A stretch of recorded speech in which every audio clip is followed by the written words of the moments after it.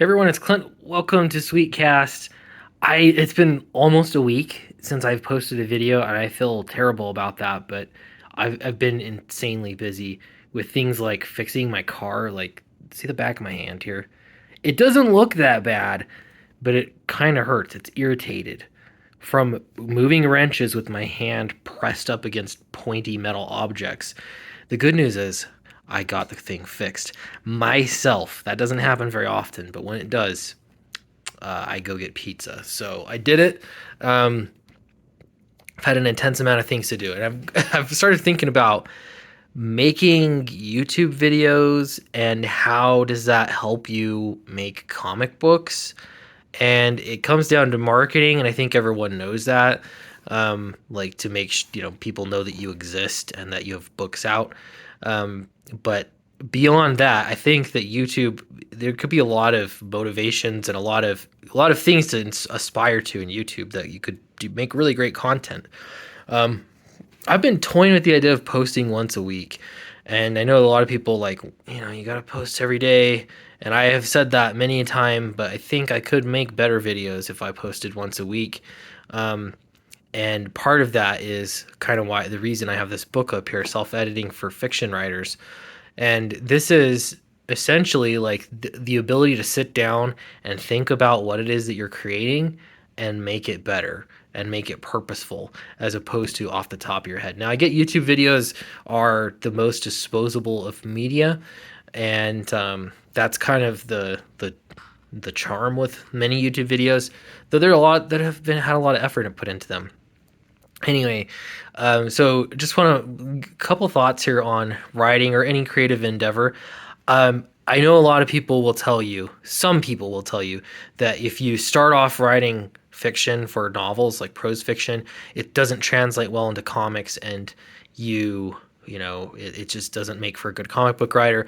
I disagree with that a lot. I mean, I think some of my favorite writers didn't start off just writing comic books. They have written other things as well first, but I could find some examples to the contrary of that as well. Anyway, my point is that writing is writing, and no matter what you're writing, being able to be thoughtful about it and make something good, something with, that's the craft of it, form your words and have a perspective and a point of view and make a carefully crafted story. That is important.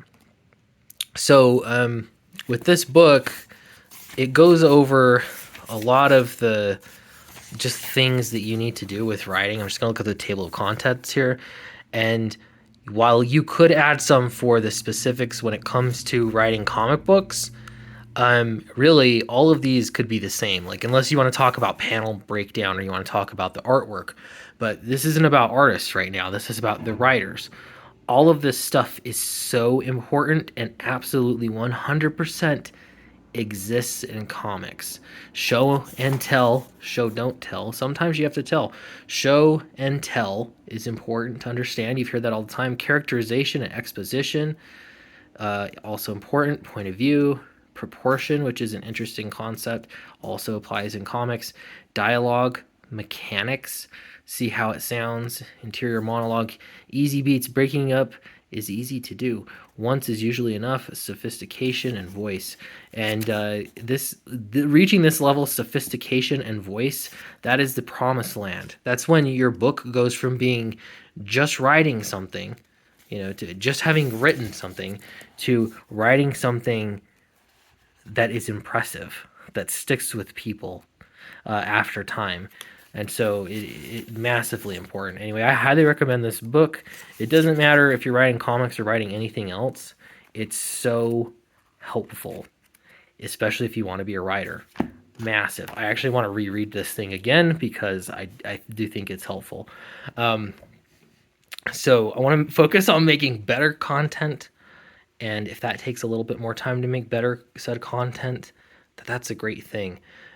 Having said that, I am making comic books, and the beautiful thing about comic books is I can work on a script and then turn in that script, and then it is in the hands of an artist who is also working at their craft, doing great stuff.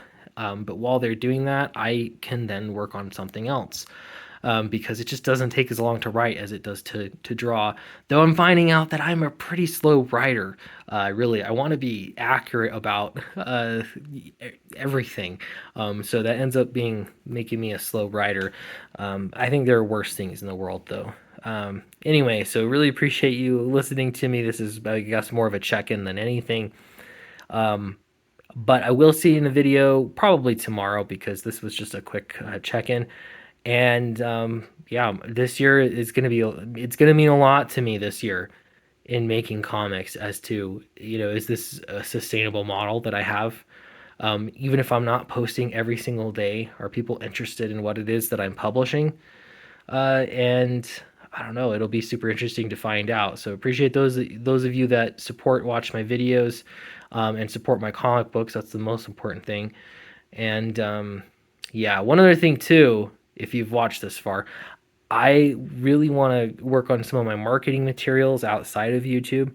And part of that will be getting your opinions on my comic books.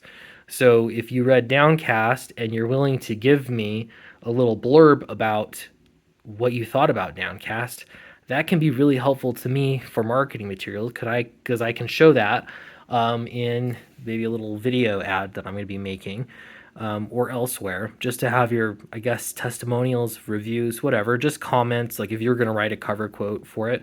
So if you enjoyed Downcast and you have something you want to say about it, then email me, sweetcastclint@gmail.com, and it would be really helpful to me, very much so. Anyway, thanks so much, and I'll see you in the next video.